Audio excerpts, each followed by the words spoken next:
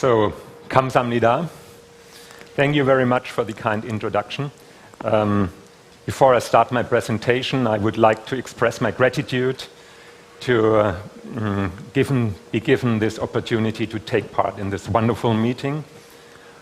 Like the last talk, many of the talks we heard, they were very encouraging and inspiring for me, and I will return home to Germany as many participants, I guess, with a lot of encouragement and inspiration. Thank you very much for that. Thank you.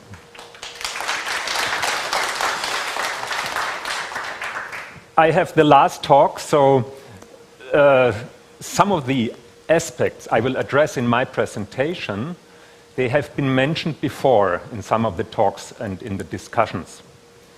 Still, I think it is worthwhile, and we have experienced this before, that some things were mentioned from different people, because everybody of us as a practitioner has a different perspective, a different angle.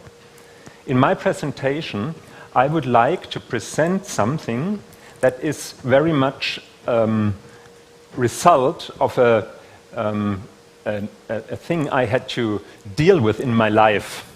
I'm an academic physician. I'm trained as an academic, and also I'm a German.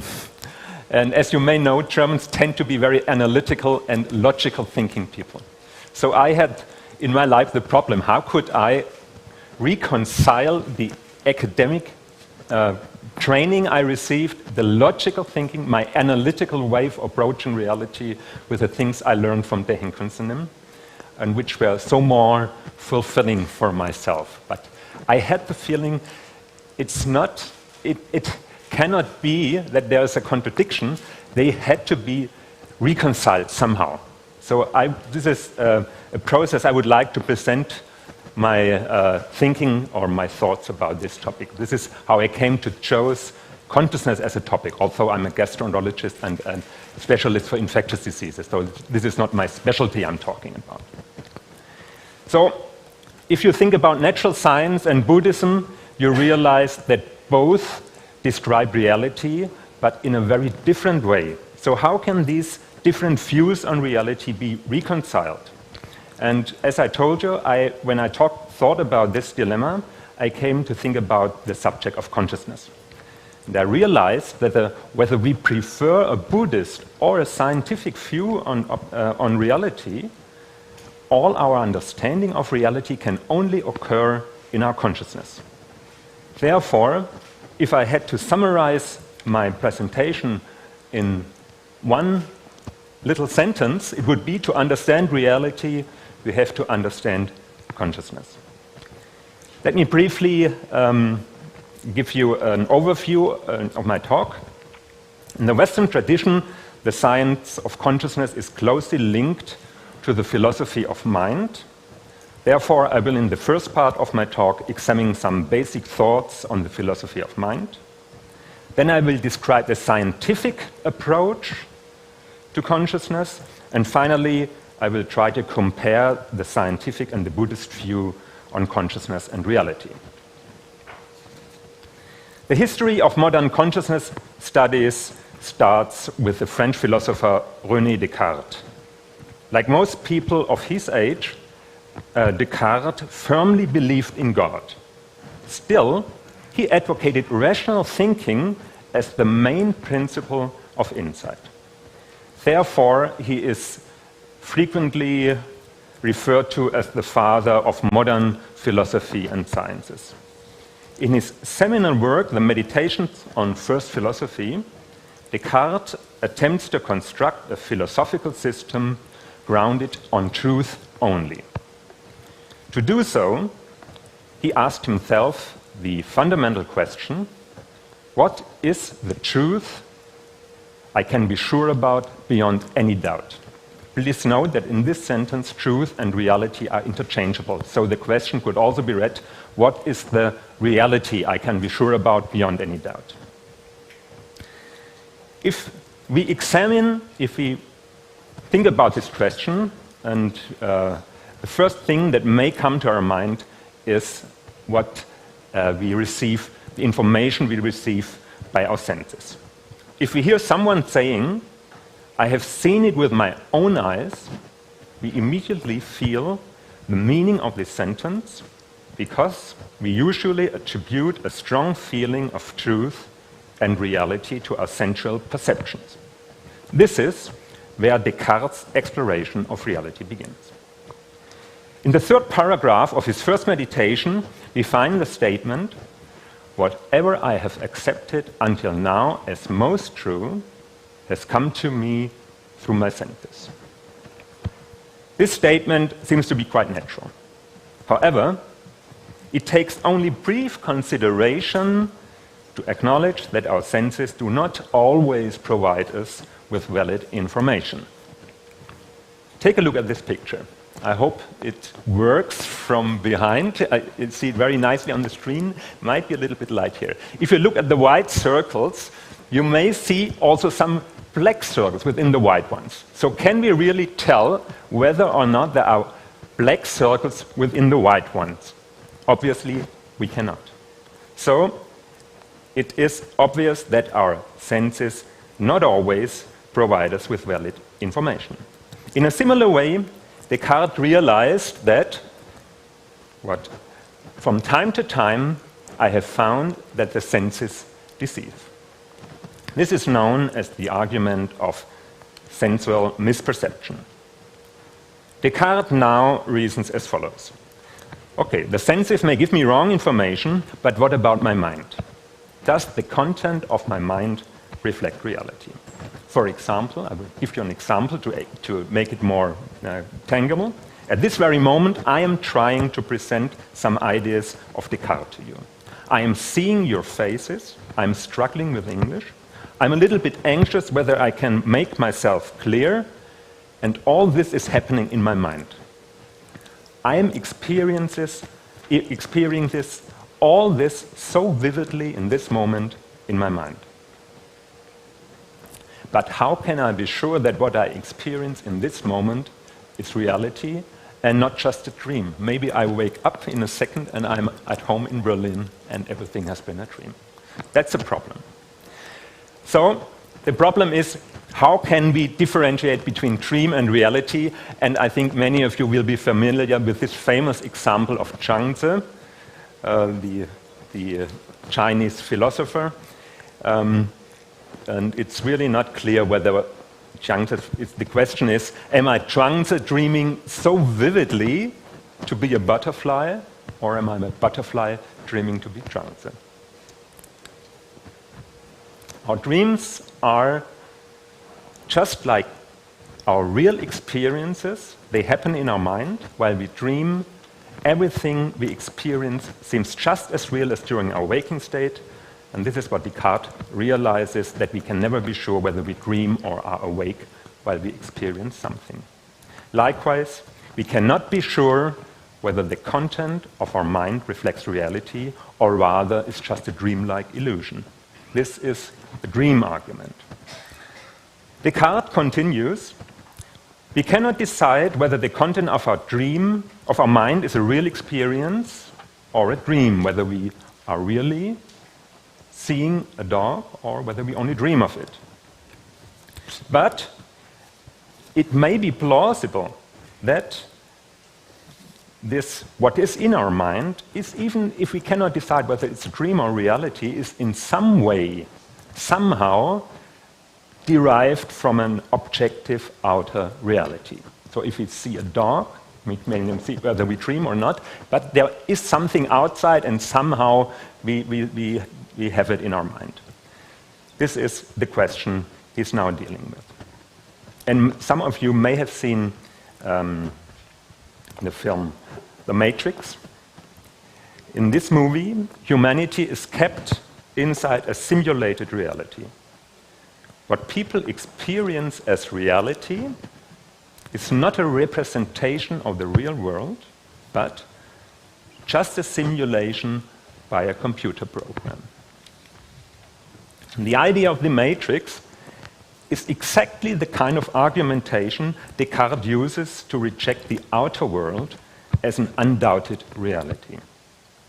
Only, instead of a computer program, he envisions an evil demon. Like the Matrix, This demon would manipulate our minds into taking a mere simulation for reality. The demon is, of course, hypothetical. However, Descartes' point is that, like in the dream argument, we can never be sure that our experiences reflect reality, or rather are an insubstantial simulation. Therefore, we cannot be sure that the outer world, including our own body, does exist in the first place. This is the evil demon argument, or as we might put it today, the matrix argument. Based on the argument of sensual misperception, the dream, and the evil demon argument, Descartes uses these arguments to reject the outer world as an undoubted reality. He concludes that sensual information, mental content, the objects of the outer world, including my body, could all be no more than an illusion. Therefore, and it is impossible to differentiate whether we live in an illusion or in reality. So the question remains, what then is left that is sure beyond any doubt? Is there something we can be sure beyond any doubt? And Descartes comes up with a very interesting and with a remarkable answer to this question. He reasons, if I correctly realize something, I obviously exist. But even if I'm deceived and cannot correctly realize anything, there is someone who is deceived, therefore I exist. I must finally conclude that this proposition, I am, I exist, is necessarily true. Descartes points out the one thing that, without any doubt, can be taken for true is the undeniable fact that there is someone who experiences something. In other words, someone who is conscious. While René Descartes' skepticism is based on an impressively stringent and straightforward argumentation, his subsequent reasoning gave rise to difficult problems. He discovered that without any doubt there is someone who is conscious and something that can be called the mental. He also acknowledges that there is a body and other things made of matter. The question now arises how the mental and matter relate to each other. According to Descartes, all conscious activities happen in the mind, whereas the body, including the brain, is limited to unconscious processing, and vice versa. Whereas the body is ruled by the laws of physics, these do not apply to the mind. Thus, Descartes proposed that mind and matter are separate realms with specific, non-overlapping properties. Reality consists of two separate realms, through two separate substances, mind and matter, which cannot be reduced to each other. This point of view has been termed substance dualism. Now, modern natural science does not accept substance dualism. Rather, most modern scientists believe that the physical world is the foundation of everything there is. According to this position, mental phenomena are derived from the physical. Only matter is fundamental and non-reducible. This position has been termed materialist or physicalist monism. It has become the mainstream position of modern natural science. Because of the outstanding importance of science in our time, materialist monism is also the dominant interpretation of reality in the modern world. Now, what are the characteristics of natural science? The first principle of natural science is the assumption that there is an objective reality that is governed by physical laws. This paradigm represents the very foundation of natural science. Without an objective reality shared by all beings, natural sciences would not make any sense. The mission of natural science is to explore objective reality by objective means, such as systemic observation, experimentation, logical thinking, and mathematics. Because the physical reality is thought to exist independently from subjective experience, there is no place for subjectivity in natural science. Using objective means, natural science tries to explain phenomena of high complexity by reducing them to the mechanistic interplay of lower complexity components. This kind of reductionism is the essence of causality as described by natural science. The same principles are also applied by the science of consciousness. In short, neuroscience tries to reduce consciousness to the electrochemical activity of the brain. So what are the methods that scientists use to understand what goes on within this 1.3 kilogram of gray and white matter called the brain? Modern neurosciences have developed an impressive arsenal of sophisticated methods to explore the architecture and activity of the brain. The most important are imaging techniques such as MRI and measurement of electrical activity such as EEG and combination of these with external stimulation of brain activity. With these techniques, the architecture and the electrical, this is the architecture, the electrical, and also the biochemical activity of the brain can be detected in almost real time, and this data can then be used can be fed to computer systems. So in the end, we have a computational model of consciousness derived on all this data obtained by these different methods. So the modern scientific approach to consciousness resorts to a computational theory of mind. Most research in this respect has been done on the visual system of the brain. While a person looks at something, for instance, a brain, we can use these methods to detect the electrical activity here as with functional MRI. You see the colors. These show the brain areas that are active during while the person looks at the face, and also EEG. And then we can see which brain areas respond or are active while a person looks at a brain.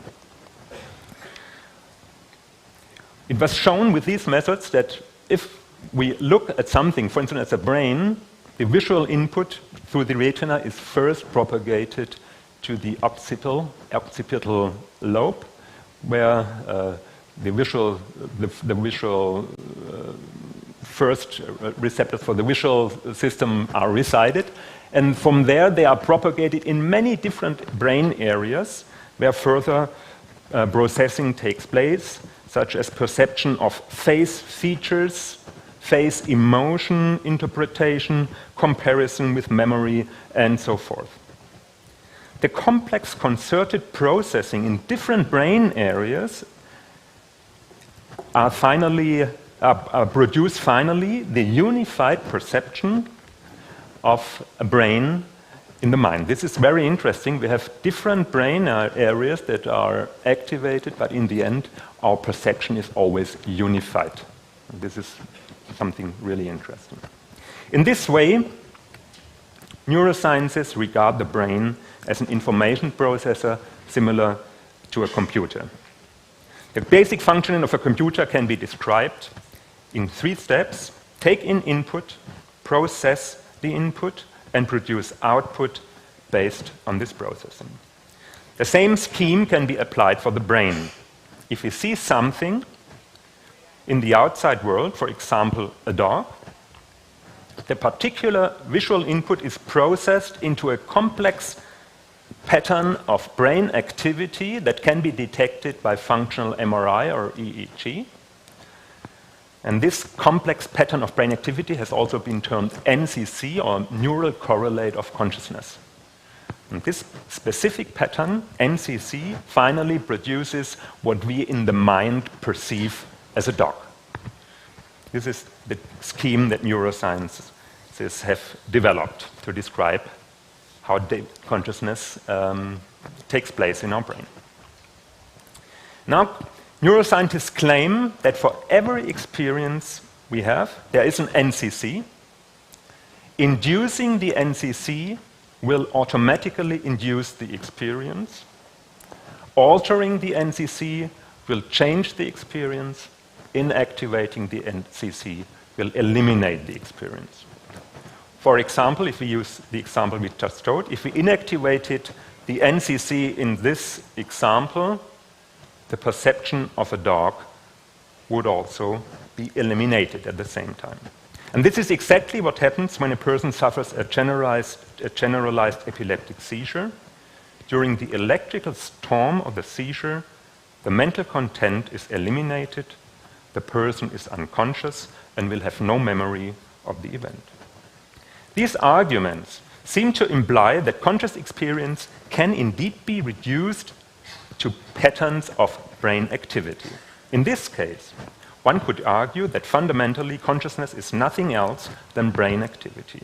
And this would be in perfect agreement with the principles of materialist monism we have described before. However, scientists arguing in this way may have overlooked something fundamental. As I have outlined before, natural sciences explore objective reality with objective means. Now a problem arises. Consciousness is not objective. Quite the contrary.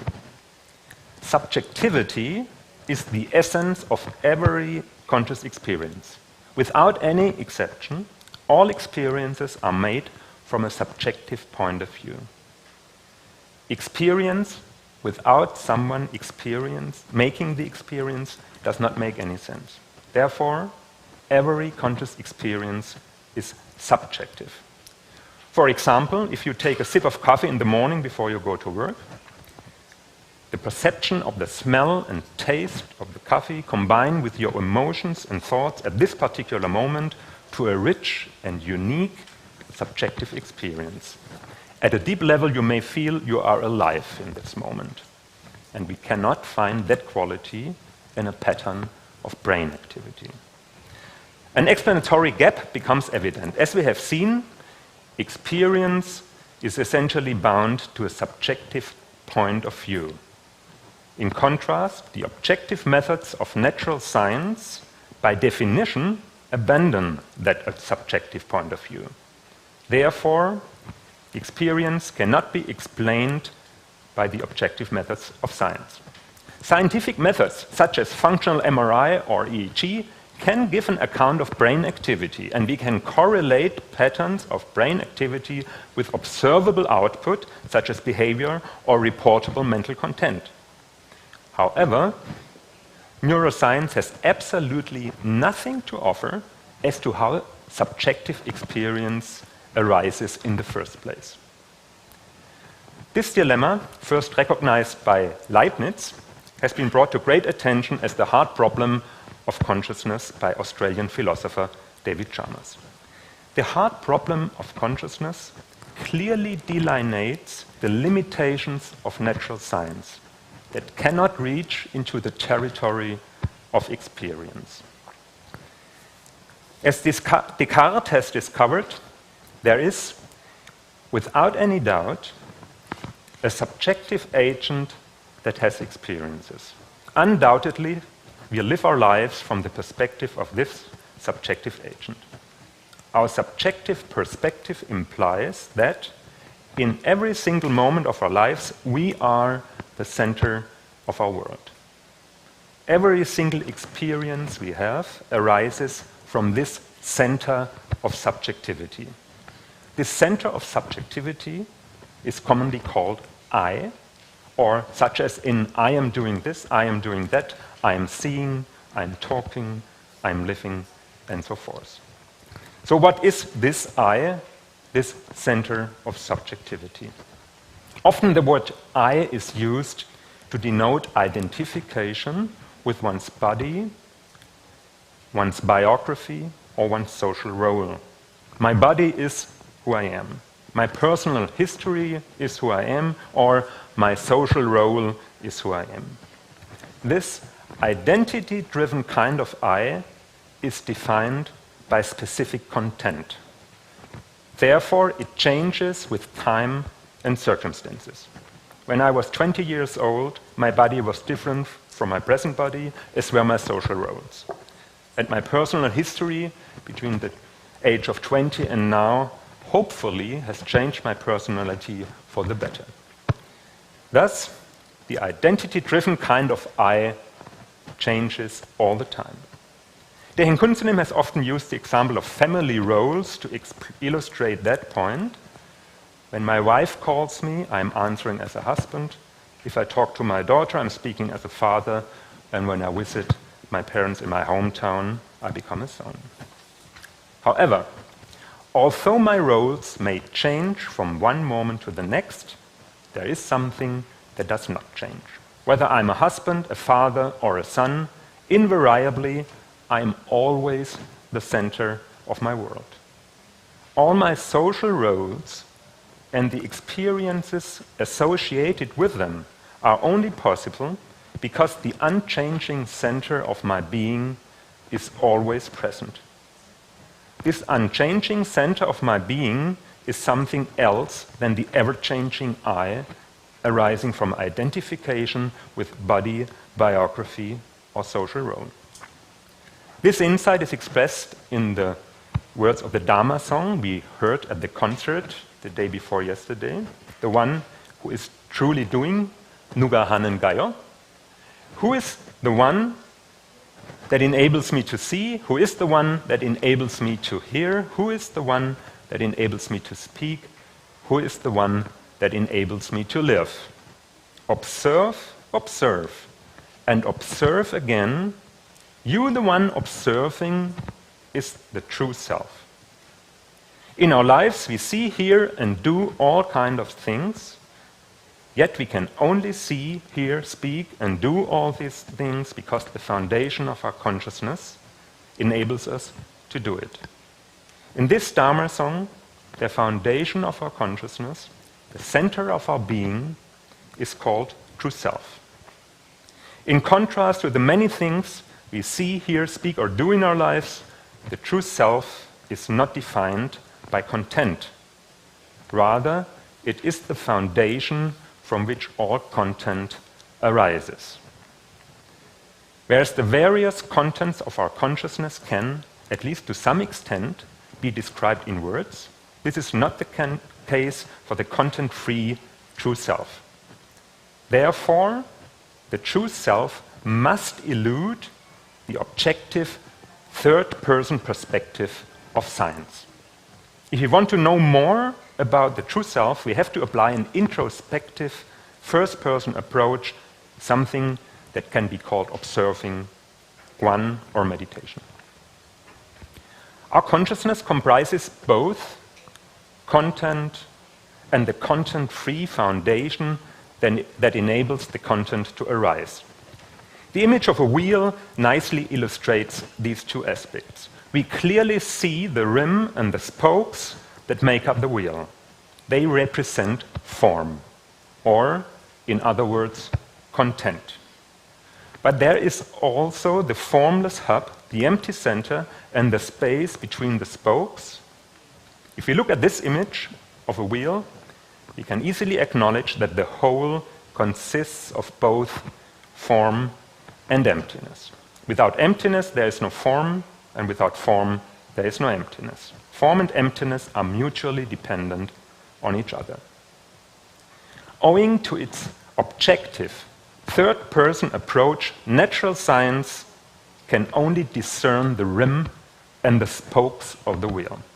But they are completely blind as to the formless aspects of the image. Only if we integrate the first-person perspective into our understanding, we can arrive at a complete comprehension of consciousness and reality. As I have stated before, we live our lives completely from a first-person perspective. There is nothing else but our experience in this very moment. The past, the future, everything we perceive, feel, and think, the social roles we identify with, all these are present in our momentary consciousness and only there. The only reality we ever have is the unique experience that unfolds in each moment of our life. Before I will end my talk with some conclusions, I would like to briefly expand a little bit more on the meaningful symbol of the wheel. In this photo, taken at Bulguksa, you can recognize the swastika, the ancient Buddhist symbol that can be interpreted as an abstraction of a rotating wheel. According to this interpretation, the incessant motion of the wheel signifies the impermanence of all phenomena. Like a wheel that is ceaselessly turning round and round, all phenomena of reality, visible or invisible, material or non-material, are changing all the time. Thus, the rotating wheel is a symbol of reality itself, a symbol of the whole universe. If you look at the photo, you also see 3 circles. Oops. 1, 2, 3. And within the 2 circles beside the swastika, there are another 3 circles. These represent, of course, the 3 jewels, Buddha, Dharma, and Sangha. Thus, together with the rotating wheel, there's a strong emphasis on the figure 3. And I have the impression that this arrangement refers to the basic functioning of reality, particularly to the question, how do the phenomena of reality come into being? We can find an answer to these difficult questions in the teaching of Daehin Kunsunim. Here's a quote from one of her regular Dharma talks. The mind, prior to the production of the one thought, is colorless and invisible. It is called Buddha nature, eternal source, or root. This is what we have called the true self, or the center of consciousness in this talk. The production of the one thought is called Dharmakaya. Moving the body following this one thought is called Nirmanakaya. This means transforming and manifesting as form. This view of reality overcomes the problem of dualism.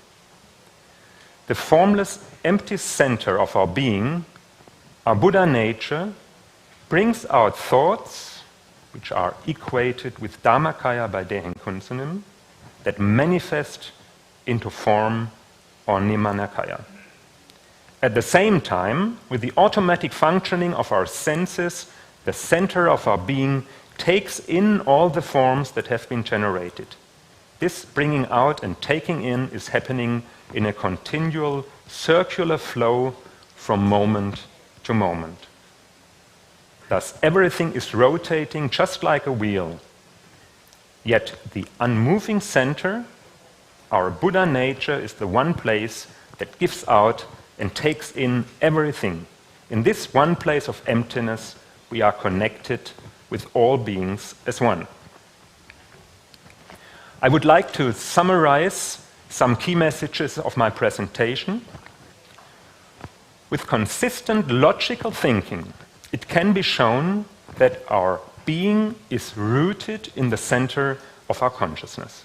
In a slight variation of Descartes' famous insight, this truth could be put into the simple phrase, I am conscious, therefore I am. While our consciousness is full of content, its center, our true self, is not defined by content. The true self cannot be described by words and therefore cannot be grasped from a third-person perspective. It can only be accessed from an introspective, first-person perspective, such as Quan. Only if we combine the third-person approach of natural science with the first-person approach of Quan, we can fully grasp both the material and the immaterial aspects of reality and realize that each and everything in the whole universe circles endlessly around that ever-peaceful center of our mind. Thank you very much.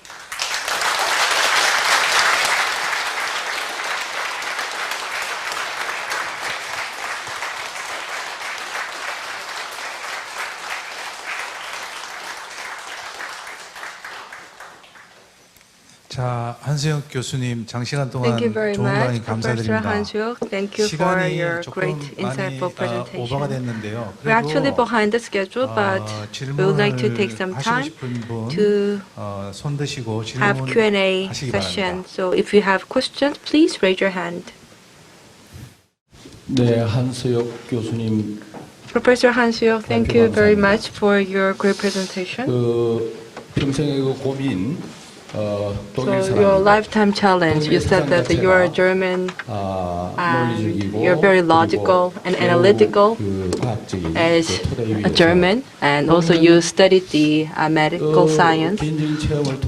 But through your personal experiences, you somehow struggle for this reconciliation with the Master Teheng's teachings. And while sharing your experience,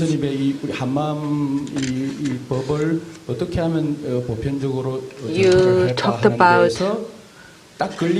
how to promote the Master's teachings. And in fact, one of the barrier behind the spread of the teaching, her teaching, is I think science. Could be science. That's why the Hanmaum Science Center has been established to resolve this issue.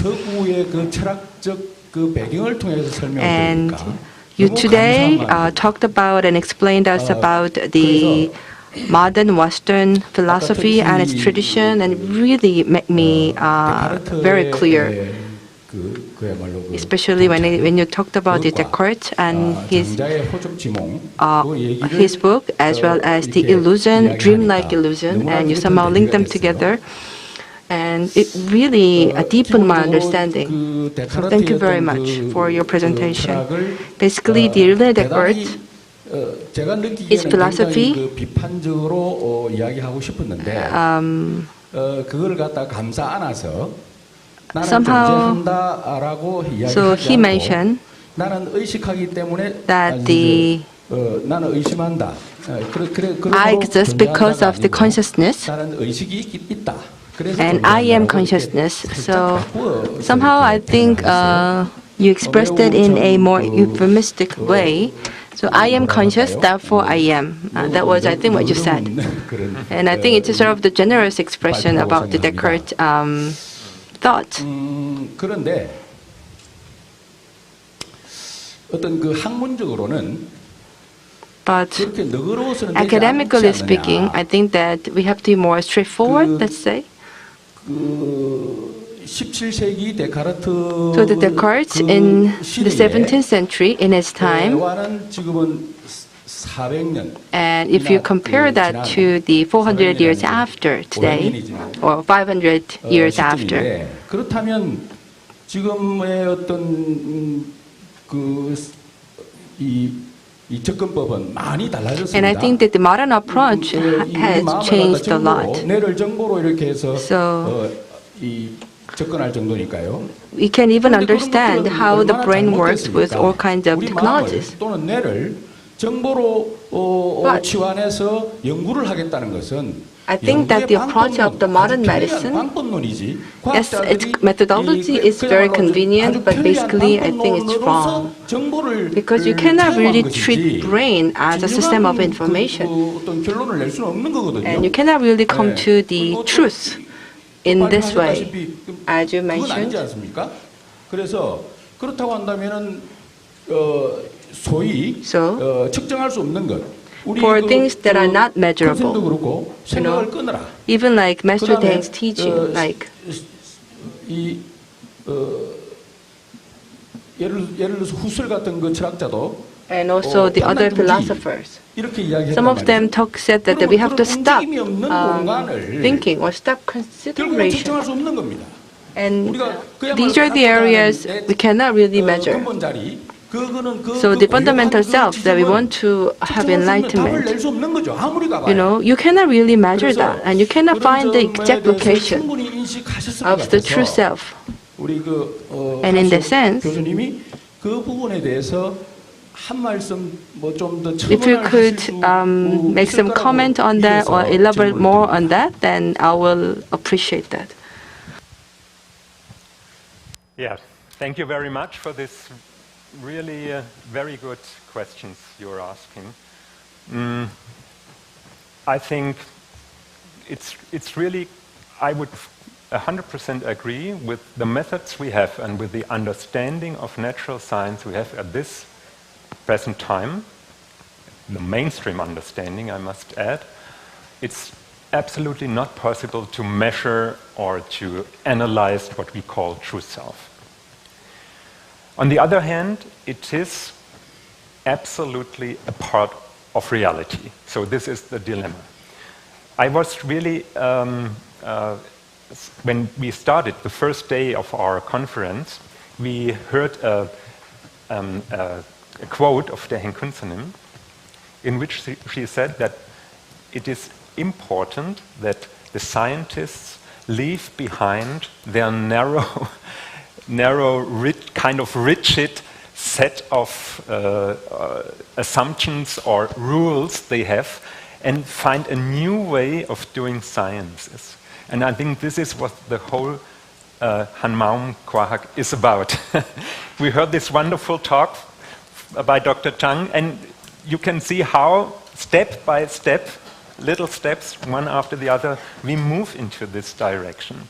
Although we don't know, it's unknown, uncharted territory. So we cannot provide something, put it here and say, this is it, and we describe, because this is the old thinking that natural science is limited to until now. We really have to find a new way to somehow incorporate the invisible things into science, and this cannot be the rules that have been applied to science until now. They have to change. Also, something that is really mysterious for me, I showed these three things with Buddha, Dharmakaya, Nirmanakaya. And Kunsanim, as we all know, says Dharmakaya is our thoughts. And this is such a powerful teaching. And I think if we really want to develop our science, our Hanmaum science, we should try to incorporate this somehow into a future framework of science. Maybe we should leave behind a little bit this dogma of objectivity. I mean, it's good for many things. We should not discard it totally, but we should acknowledge it's limited. And it's good for some questions, and it's good if we have it, but it's not the whole story. So let's try to find a more whole framework we can work with. But I cannot say how it looks in detail, because we only have to develop it. Thank you.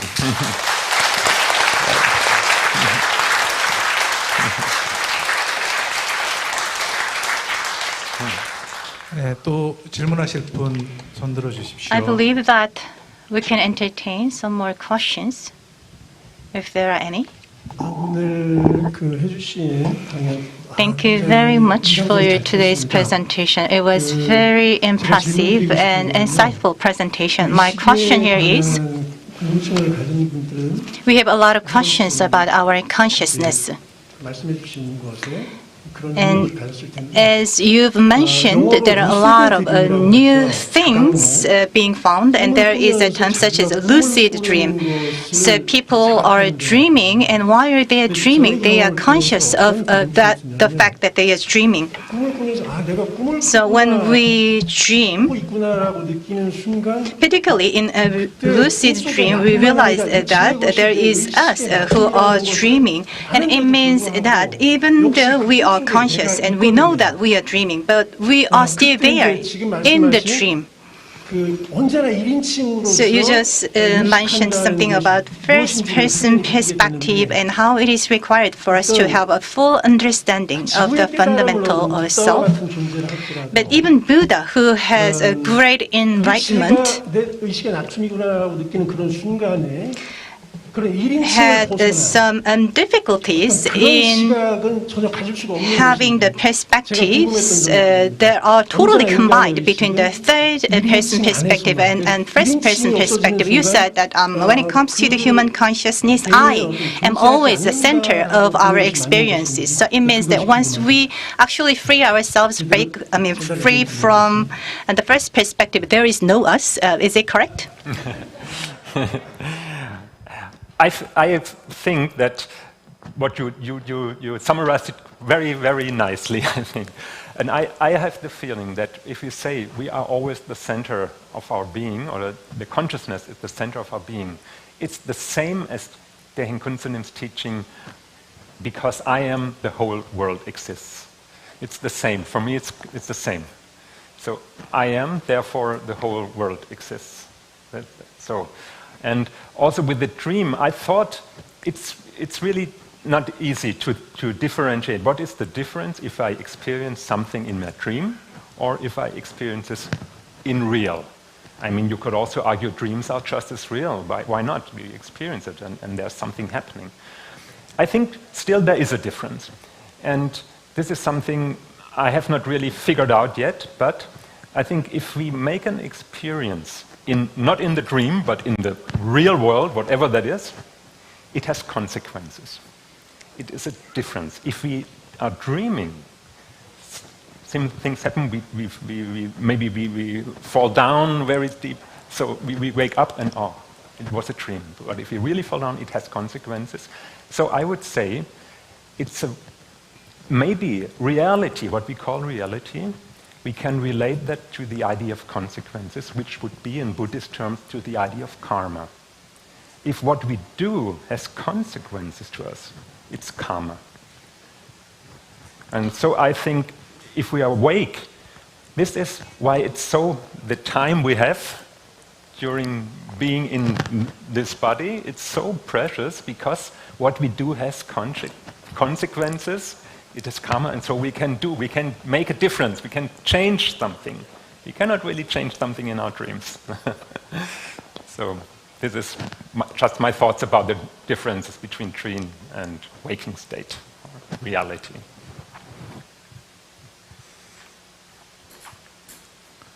네, 질문 답변. So thank you very much for the great answer. 교수님, 마지막으로 제가 One last 개인적으로 question. 제가 So this 질문 is 하나 my personal 올리겠습니다. question. 저도 이제 의사고요. I'm a physician 교수님도 as well, 의사신데, and also Professor Hans-Jörg is a doctor. 독일 분이시니까 굉장히 And because you're 분석적으로 a German, 데카르트부터 you 시작해서 actually gave us a very 분석적으로 detailed 잘 analysis on 해주셨는데, Descartes and very logical 실제 presentation. 생활하실 때 But in your day-to-day 우리가 life, 수행하는 사람은 you know, 아니거든요. we are not really a 스님은 practitioner. 아니고, We are not a 우리 monk. 직업이 And we do have our main 굉장히 occupation. 힘들고 아프고, You know, we 특히 take care 대학병원 of 계시니까 the patients. 환자들이 많이 And I know 오고 that because you 그렇거든요. work in the 현실은 university 바로 hospital, you meet a lot of 현실은 people with serious diseases. 바로바로 해결해야 So the 될 reality 일들이 that we face every day is that we 우리 앞에는 always have urgent 해결해달라고, tasks to deal with, something that we have to do right now. 근데 그게 생활인데 Because we have to take care of a lot of patients. This is our day-to-day life. However, what Master Daehin says that we have to practice the Dharma in our day-to-day life. You know, but the doctors are so busy and the physicians are so busy. But she said that we can do it. And so with our own occupation, we can again do the practice and the meditation. So I think that this is the gist of the Master Daehin's teaching. So in the day-to-day life, as a physician, when you meet the patient and in your extremely busy schedule, how do you practice meditation or the Master Daehin's teachings? Thank you very much for that question. I ask myself this question every day. But, you know, working as a physician, of course, I'm relying to the craft I learned.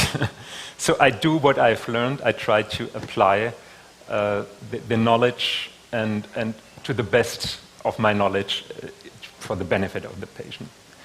I have the feeling the